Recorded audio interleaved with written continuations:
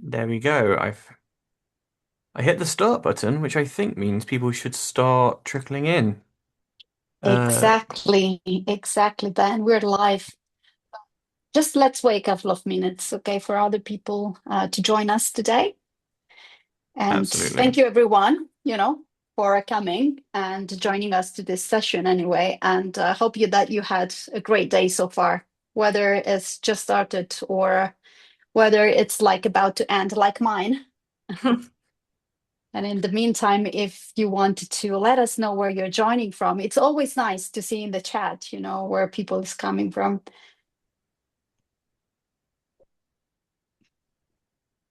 I'm going to add mine to the chat to get the ball rolling.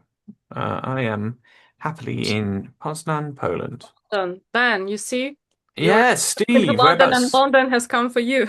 Exactly. I'm actually off to back to London tomorrow, Steve. If you're able to, whereabouts in London are you? I've never been there on the London Eye. I mean, not in London. Ah, Never been to London. Walthamstow. I grew up in Woodford, so not too far from you. Um, I've been on the London Eye once, and it was a fun experience. A couple got engaged on the pod, and they actually like did a whole thing where you could get engaged on the London Eye. But I guess he was nervous, and he proposed sort of like 5 minutes into the trip, and it's like a 20-minute cycle, and it wasn't like everyone clapped, and then we all just sort of stood away from them like a weird audience for 15 minutes. It was very sweet, but I suspect their memory of it is they got engaged, very happy. My memory of it is watching them get engaged and then about 80 people just staring at them for 15, 20 minutes. Um, Excellent. How we give Google a couple more minutes to drop through. We are just on the hour, so we'll give people a few more minutes to drop in. Uh, and we'll kick off very shortly. Exactly. Very excited for today's session. It's a very fun one. It's probably the one that I speak to clients the most about when working with our new onboardings and people who've been with us for a while. The question of always AI versus manual optimization, I think, is one that is the most common that comes up. I know it's a challenge a lot of people face, so I'm excited to get into it a little bit today with you, Alina. I think that the question of how to apply AI correctly is applicable across everything nowadays. And this is where I make Daniela in marketing happy, where I cross plug that I will be at Unify in London on Thursday, actually talking in depth about how AI has changed mobile marketing and the impact it's had on the industry. So if you're interested in that, and do reach out to us, I'm sure we can arrange if you're in the London area. Oh, you're going to be there, Steve. Amazing. I'll see you there. Come by, say hello. We can discuss good good places to get a burger in Walthamstow. I know a couple. Uh, Amazing. It's a Okay. good start of the webinar. uh, Thinking about burger. I I am start. waiting. I am waiting for my dinner. That's also not helping. I'll be Yeah, having my dinner shortly. me too. But I think we are already a couple of minutes into the webinar, so maybe we can start. Okay. So, hello everyone, and welcome for our today's session. It's this. This is the second session of our AI webinar series. If you have missed the first one, it was about how you can capitalize on seasonal growth and opportunities before competitors do, and it's on our website. So very shortly, we will share in the chat the link. So if you missed it, you can see the recording. For today, we're going to talk about efficiency. And before we get started, I just have a couple of quick housekeeping notes that I want to remind you. First of all, the webinar will be recorded, so everyone that has registered will get the recording. And the second thing is that at the end of the session, at the end of the webinar, we're going to have a Q&A session. So feel free to drop your question in the chat at any moment, and we will address as many as possible during or after the end of the webinar. So as you already seen here, we have two fantastic speakers, the same duo as last time. So Ben Collins and Alina Kravchuk. I hope I have pronounced it correctly this time. That's perfect. That's perfect. Great. Thank you, Alina. I put a lot of effort in it. So I'll let you present yourself. Ben, Alina, the stage is all yours. Thank you very much. I will go with quickly introducing myself. My name is Ben. I am our lead global customer solutions manager. It's a bit of a mouthful, but what my role is I support new businesses who are joining the sort of SplitMetrics family, get the most out of their technology as quickly as possible. I've worked in UA and marketing attribution because those two things sort of go hand in hand in many ways for the past 8 years. And I am, based on, as you can see, the elaborate setup. I am the SplitMetrics resident podcast playlist maker and all-around nerd. So very excited to talk to you guys a bit about AI. However, I would be remiss to not introduce and hand over to our fantastic senior customer success manager, Alina. Yeah, hi everyone. First of all, thanks a lot for joining us today and everyone who would be watching the recording later on. My name is Alina. I'm Senior Customer Success Manager. I've been working with SplitMetrics for 5 years, primarily focusing on Apple Ads and our Acquire platform. I've had a chance to work with more than 50 companies from different industries and countries, and that helped me build I guess, an extensive knowledge base that I love sharing internally. And that's why I joined this series of webinars in the first place, to be able to share a bit of this knowledge with you too.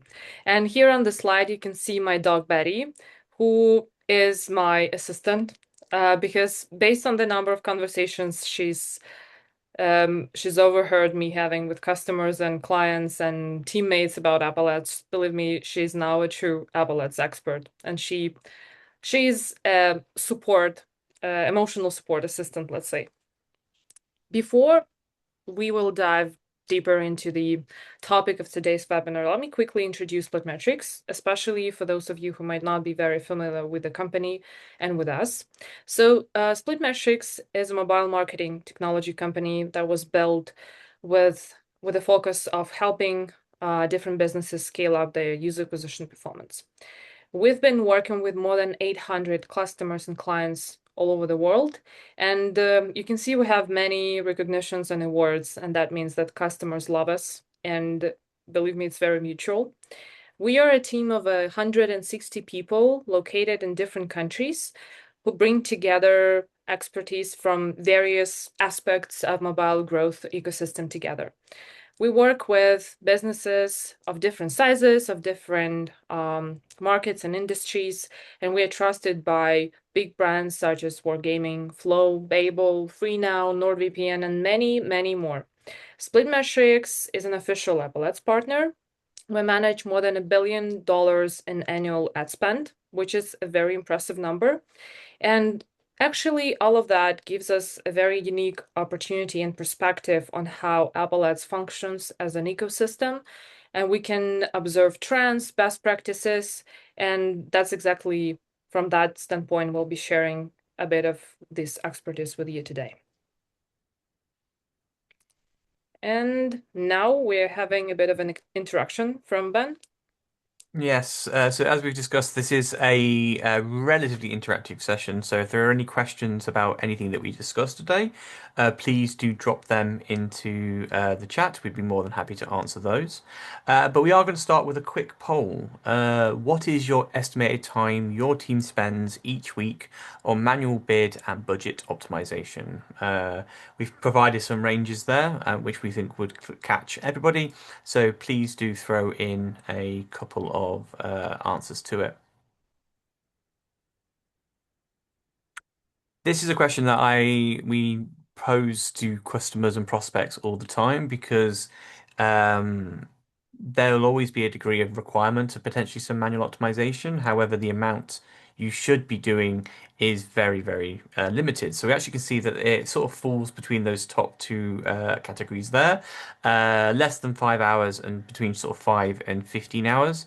It's an interesting dynamic because we often see this as well with the customers that we're working with and the prospects that we're working with. The challenge comes down to actually is that even 5 hours could in many ways be too many. And actually, it may be possible to reduce that even further because manual optimizations is a very cumbersome task that potentially could be handled with tools like AI, which we'll discuss about in a little bit. Now, let's start by sort of looking at the problem from a much sort of larger scale or from a big step back. And this doesn't necessarily capture all of the elements, but these are some of the ones that we see most commonly that people are having to face. We've grouped them into these different categories as this is where they sort of fit, but the reality being some of these might apply to you. All of these might apply to you, but there might be all of these and a couple of unique cases. We've seen it all, I guarantee it, between myself and Alina. The multi-layered strategy, that's all around sort of balancing the growth while also determining the creative direction, the keyword selection, and then having to apply that at a global scale or multi-geo scale so that you're not just focusing on what works in this country, but what works in these countries as well. You then need to apply dynamic optimization, meaning that you need to identify and respond to the auction dynamically, either on a keyword level, then on a ad group and campaign level, and then on that multi-geo global scale. Also, then factoring in potentially seasonality on a small scale, rapid seasonality, Black Friday weekend, potentially a holiday season, all the way up to large scale seasonality. What our big focus on was last week, talking about the World Cup, for example. And then last but no means least, make sure that you're optimizing for efficiency. You know, that your conversion quality is strong and your portfolio level goals across potentially tens of thousands of keywords. I think my record on one Apple Ads account working with a client was between like 70 and 90,000 active keywords at any given time. And actually having to create a strategy effectively on a keyword by keyword basis to order to achieve those portfolio level goals.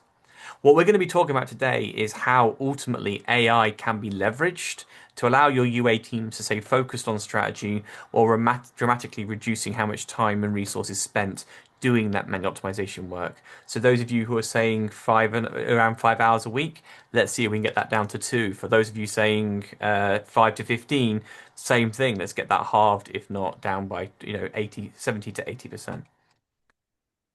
Last year alone, this is what optimization at scale looks like. Our AI-powered budgeting system and bid optimization engine, the SplitMetrics AI and the Samba AI agent, made 13.8 million AI optimization changes, what means that effectively, in terms of time saved, works out at over 14,500 working days.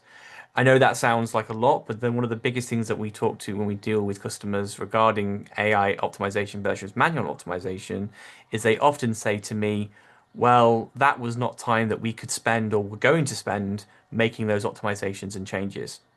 Absolutely. And that's why tools like SplitMetrics AI can help you achieve that and how AI tools can really help achieve and go above and beyond what you can do on a manual basis.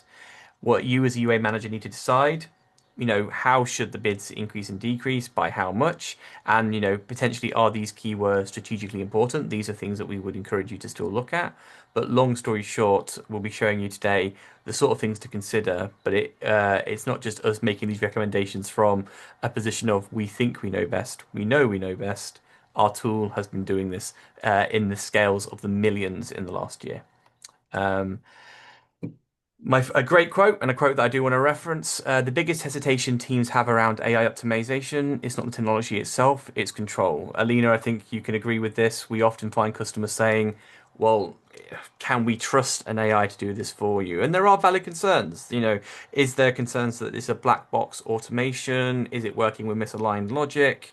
There's a lot of nuanced strategic scenarios that we don't think AI can understand. Well, if you've found that, then you're using the wrong AI. We have a great solution in-house that can provide that, but we understand one of the biggest fears that users have is ultimately, and it comes down to concerns around, and I think the important piece here, misalignment logic or lost nuanced on strategic scenarios.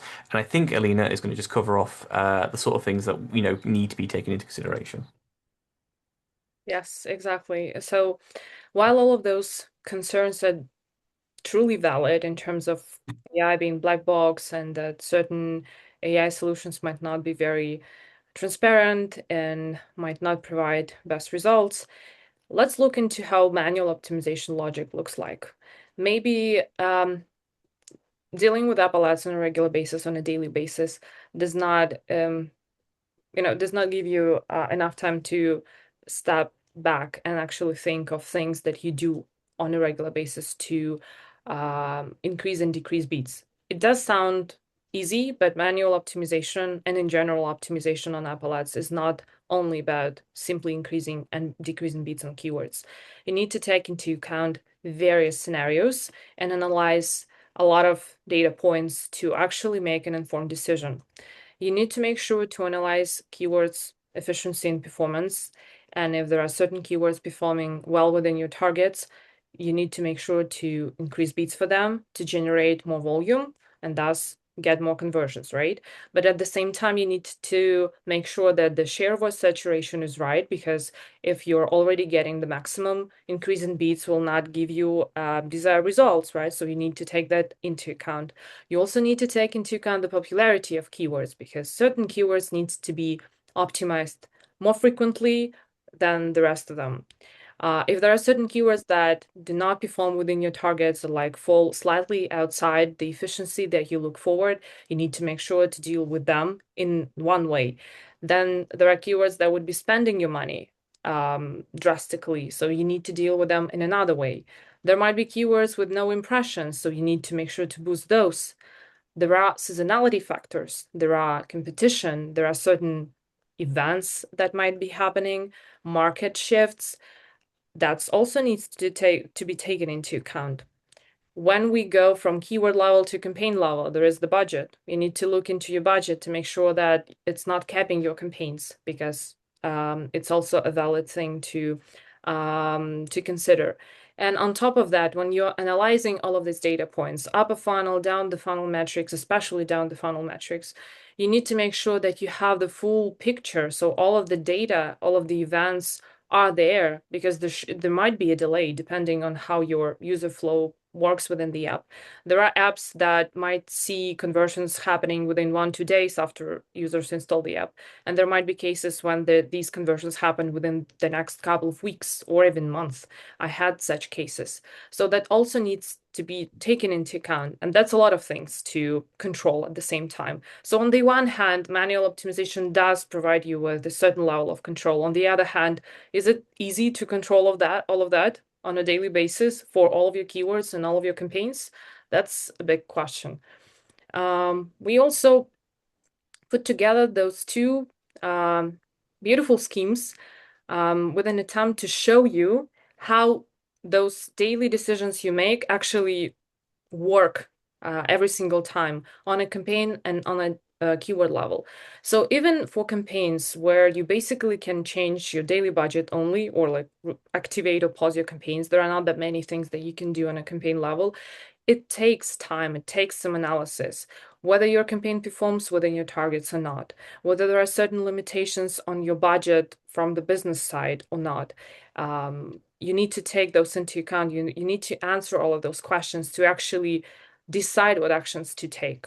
The same way for keywords, and there are even more questions than we put here. Does it have impressions? Does it have any volume? What the conversions look like, what the conversion rates look like, how costs behave, whether we see value coming from this keyword or not. Is it popular? Is it not really popular? What the competition looks like. And based on all of the answers, you would make a decision. And that's only for just one keyword and one campaign. But what if you have hundreds of those campaigns and thousands of those keywords? And that's usually the case. Even smallest apps on Apple Ads, they would have at least dozens of keywords across their campaigns and a couple of campaigns at least active. But usually there will be a lot more, and there will be multiple storefronts, multiple campaigns, multiple keywords. And if we talk about really big businesses, there will be even multiple apps. So you just imagine how much time on a daily basis it will take for all of those decisions to be made and for all of those actions to be made. And being said that scaling up using just manual optimization is, well, let's say very difficult because you need to take into account a lot of this data. You need to analyze the performance of the campaigns, the results, compare your target goals versus what you have in your campaigns. You need to decide the increase value for bids or decrease value for bids, how frequently you need to do that across multiple storefronts, multiple campaigns, multiple keywords on a regular basis. And of course, something would be missed because we're human beings. It's not possible to cover all of that because there is a certain cognitive load barrier that we just would hit. And it will lead, of course, into certain inconsistent execution and decisions, to slow responses. So we're talking here more about reactiveness rather than proactiveness in the auction. And of course, there will be some missed opportunities as a result. And the bigger challenge that we might face here is the portfolio level performance optimization. So one thing is to increase or decrease bids for individual keywords, right? Another thing is to make sure that you coordinate all of your actions into one system that would lead to the results that your business needs. So, because even if you have a couple of high-performing keywords in your campaigns, and they do provide you the numbers that you look forward, it does not necessarily mean that the overall strategy would be successful as those keywords. It can be, but it can fail. Simply because, again, as I mentioned, because about certain missed opportunities, about slow actions and slow reactions, because we are human beings, we cannot cover that much information at a time. And this is exactly where AI can become very helpful. And Ben will be sharing exactly why and how. So I'm going to be talking here in a bit more detail about SplitMetrics' AI optimization and how it works. The Samba AI logic, which is a agent within the SplitMetrics AI infrastructure, executes specific optimization logic at scale and a speed impossible for you and your team to be able to operate at every single day. What it does is it evaluates every keyword, every campaign, every bid, every budget, every performance signal, and then applies a single optimized set of changes across your entire portfolio. Meaning that it analyzes every potential option that keyword bid could ultimately achieve on a performance level, on a goal level, and then holistically adjusts and adapts potentially the budget as well as the keyword bids to ultimately optimize as effectively as possible towards that goal. It identifies patterns faster, applies the budget changes rapidly as well, meaning that every single day, and importantly, every single day, it will be making optimization decisions that ultimately strengthen your portfolio on a storefront level or on a campaign group level, meaning that you as a team can still maintain strategic control. You can still define what those goals and what those outcomes are going to be, and I'll be demonstrating that in a couple of slides. And meaning that you can then ultimately achieve the goal that you're looking for, and then the AI is handling the operational execution layer at scale, which is a fancy way to say you tell it what to do, it then goes and achieves that goal in the smartest and most efficient and effective way possible. The result being ultimately faster optimization cycles, significantly reduced manual workloads, and ultimately improved efficiencies. You effectively allows you to have the combination of a strategic decision maker, the human, defining the what, the why, the business outcomes, and the optimization goals, and then the operational execution layer handling the how, executing millions of recalculations and bid adjustments within your defined boundary. That number I quoted earlier about how many changes the AI tool had made, 13.8 million, is me testing myself on the go, is how many ultimate changes were made, but millions upon potential hundreds of millions worth data points were analyzed in order to ultimately come to that conclusive decision about what would be best suited for you. You're still the one guiding the AI towards that exact business outcome, but doing so in a way that ultimately ensures that the most operationally sensible way and rapid way is being achieved. That means your strategic goals you can choose from can be maximize the volume at target, scale up conversions, aggressive growth strategy while accepting temporarily higher CPA in exchange for those higher volumes.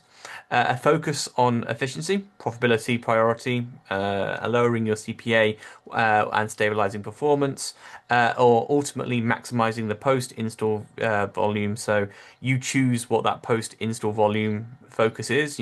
Could be trials, could be purchases, could be subscriptions, could be registrations, deposits, whatever metric is ultimately most important for yourself, and maximizing that volume goal as well.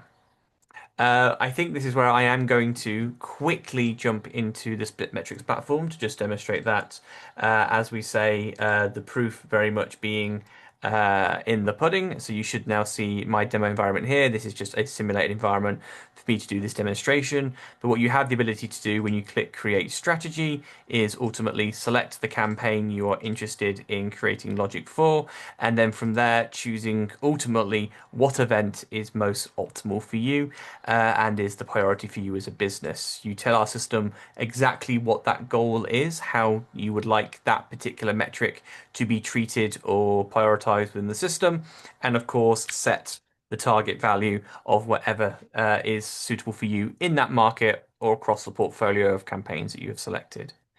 Again, making sure that you have full control and strategic decision making, we are able to set a floor and a ceiling, an upper bid limit and a lower bid limit, so that you, as users, know that your bids will not scale outside of the areas that you want them to, and also will not drive down below a certain threshold, maintaining things like market share or market control. And last, as I mentioned before, also allow budget management so that you can then adjust budgets between different campaigns. You can say, well, this country, this storefront has X amount of budget. However, I want the system to be able to allocate and reallocate budget accordingly, depending on performance trends and ultimate outcomes. Meaning that you as a business, you as a user, can have one of our strategies managing potentially tens of thousands, if not hundreds of thousands of keywords, and know that it is going to be optimizing them one at a time with the wider portfolio at large being prioritized and focused on within that strategy. That means I think I then will be handing over to Alina to just cover off a few final points. Yeah, I will be just again highlighting one more time that AI does not take over the control from you. User acquisition team will still be the decision making will play the decision-making role and the strategic role. AI just simply enhances it. So the role of the user acquisition manager will remain basically the same, defining the goals, the targets, the performance direction, and the system will implement those, will execute that the most efficient way possible. And you as a user acquisition manager would have a control over how aggressive the system would be. We would be defining the operational limits, which Ben showed you while demonstrating. You would be defining the minimum and maximum bid limits, and the AI system will never, ever bid outside of that threshold. The same way for budgets, we do have budget boundaries, and the system will never, ever step out of those boundaries. And on top of those operational limits that you set yourself, you can utilize many events, cost per action, like cost per install, cost per purchase, cost per trial, cost per subscription, return on ad spend, and even cohort-based events. So the system can work with various signals that will be aligned with what your business is trying to achieve. And here we also wanted to show you a real case where our lovely customer Gismart that we've been working with for many years actually used AI bid optimization strategies for their Gismart Piano app. The aim was to grow the user base, so to increase the conversion volume while reducing acquisition costs, as I guess everyone in the industry wants. Cheaper users, but bigger volumes. And before adopting the AI bid optimization strategies, the team mostly used manual optimization tactics. They analyzed metrics, upper funnel, like taps, TTR, conversion rates, post install events. Primarily, they are optimizing towards trial signups, the cost per trial sign up. They looked through user behavior in general, through competition, and based on that, they did all of the optimizations manually. But of course, the more campaigns, the more keywords you have, the more scale you are striving to have in your account, the more challenging it gets to do it manually. So the team decided to test and try AI bid optimization strategies. They created the strategies for their main campaigns for this Gizmo Piano app. And as a result, you can see on the screen, the CPA reduced by 7%, CPI stayed within the KPIs, while the volume for trial signups, the target event of the team, increased by 56%. So it's a massive, very positive result that the team were able to achieve with the help of AI. On top of just achieving those wonderful target improvements, the team got a lot of free time because, well, there were no need to do manual optimizations anymore to those campaigns. And they instead were able to focus on other areas like strategic expansion. They explored new keywords, new storefronts, focused on creative testing. And with that, the app got a lot more users, 56%. It's like more than twice than it used to have. The cost decreased, and the team had a lot more time on their hands to actually focus on other areas of their account, which is really impressive. And that's how our AI bid optimization works. I guess In we're summary, close yeah. at the end of that. In summary, AI in any technology you're utilizing should replace the repetitive calculations, the bid recalculations, budget redistribution, portfolio balancing, operational optimizational loops. Now say that 5 times fast after a glass of wine. The very much should replace the mundane. Exactly. Sorry, Uh, I think I lost you for a second. Can you hear me? I can hear you. Perfect. I was teeing you up to say what the AI should not replace. Yes, so AI should not definitely replace and will not replace you as a strategic decision-making team. So everything when it comes to growth strategy, creative directions, understanding of the market, of your business, different experiments and testings, that will be still you. So you will have the control over main things when it comes to Apple Ads. AI will just execute what you want it to execute. However, our another AI solution that we discussed last week, Iris AI agent, can help you with those strategic things in the sense of analyzing the market, the competition, and getting valuable insight that you can use to build really strong strategies or to plan really strong experiments, tests, creative directions. So feel free if some of you who are watching us right now, if some of you has not checked out the last week webinar, please feel free to scan the QR code and check out how we can use our Iris AI agent to win seasonal events.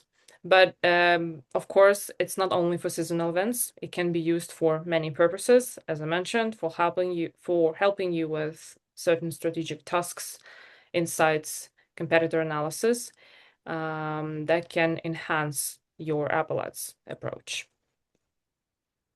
And if you have been, shall we say, tantalized by any of the things that we have shown you here today, or are curious in ways that AI be able to help you and your business, there's a QR code on the screen right now where we can work with you to get access to our service require, as well as free access to the lovely Iris, and can have a conversation to see about what our AI technologies can do to help benefit you in your day to day and get those of you saying over 5 hours, let's get you under 5 hours rapidly. Those of you saying you're doing 5 hours of manual adjustments a week, let's get that down to two and see what we can do to help you out. If you are already one of our fantastic customers, lovely to see you as always. Reach out to your customer success manager. They'd be more than happy to show you how you can start leveraging SplitMetrics AI. And I think that takes us as smoothly as we can, into answering any questions that we may have. Exactly. Uh, in terms of some questions, I saw there was one in the Q&A section earlier. Daniela, do you have any of them lined up, or do you want me to grab them? Unfortunately, Ben, I just see right now that I don't have access to the chat since I'm sharing the screen with the slides. No So worries. I'm gonna Well, I help you was. here. AI works well when things are predictable, but what happens when the market suddenly changes? For example, after a major app update, seasonal event, or competitor launch, does human judgment become more important? Alina, would you like to start? Yeah, sure. I think that's a valid question. Thanks a lot, David. I think what happens with certain market fluctuations or sudden big changes, as you mentioned, seasonal events or competition landscape shifting, um, it does help to look into your campaigns that being optimized by AI more often. But the good side of our AI is that, as Ben mentioned, it's analyzing all of the possible signals that are coming from upper funnel metrics like impression, taps, TTR, impression share, downloads, cost per download, and then down the funnel metric that you choose as your target. So, and it does it every single day. So in case something happens on the market and the shift is happening, our AI will be able to notice that and adjust the optimization tactics and changes towards those changes. If certain events, sometimes it can happen that certain events are that big of an influence on the market, that drastic, that possible target value changes might be required. So in those cases, I would recommend to check from time to time your bid optimization strategies, because there you will have a mark that would be saying, hey, in case the costs change dramatically in the market, the system will recommend you to review your target cost per, let's say, purchase, target cost per subscription, target return on ad spend. So that's, I guess, the only thing that you can do in this case, and you would need to do, is just to make sure that your the way how market behaves and how those changes affect your campaign, they are aligned with the target value. And then in case there is a much bigger volume coming, that we would be able to quickly adjust the target value so that AI can work as effectively with this volume coming as possible, and vice versa. If there is certain massive increases in costs, again, AI will tell you, hey, look into your target event. Maybe we need to adjust it to be able to meet the goal that you choose. So that's the way I would suggest our customers to look into it. But the majority will be covered by AI in this case. Absolutely, and we can also advise using things like Iris to simply ask the system, why are these rapid changes being made? What market influences could be causing this? And then use that to help you on a strategic level dictate what adjustments you need to make to your strategy. Um, We've mentioned here that, we're talking about it, that maybe there's been a big market change. This is something you should be doing semi-regularly anyway. Is the target that I've set this month the same target that I want next month? And actually, is the market maybe not making a dramatic change, but shifting slightly one way or another? And accordingly, that should change your target. So, of course, rapid adjustments may be required when big changes happen, but you should be assessing and determining, is this target right for me right now on I'd say, monthly basis every 4 6 weeks anyway. Yeah, and you can always adjust the goal of the strategy. So if you see everything is becoming a lot more expensive that you can allow yourself to have, you can change the goal from, let's say, scaling up to decreasing average CPA. So making it profitability first, and vice versa. If you see that everything is scaling up and you can get more, you can kind of let the system drive you slightly higher CPAs. You can change the goal as well to let the system know that you're ready to adjust to these market changed conditions. But that's a great question. Thank you. I love the answer. Good one, Alina. Liked it. I think we'll go into the final slide here. And No unless other there's any other question question, then. I don't see any more. So I think we will roll into the final slide Good. here. Good, good, good. Then thank you very much, Ben and Selena, for today's session. I think it was very useful and insightful. I hope that it was also for our audience.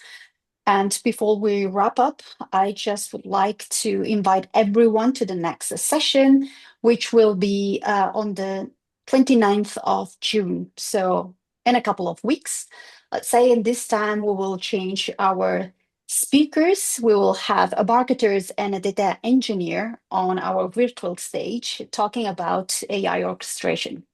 So if you cannot join on the 29th, don't worry, just sign up and then you will get the recording.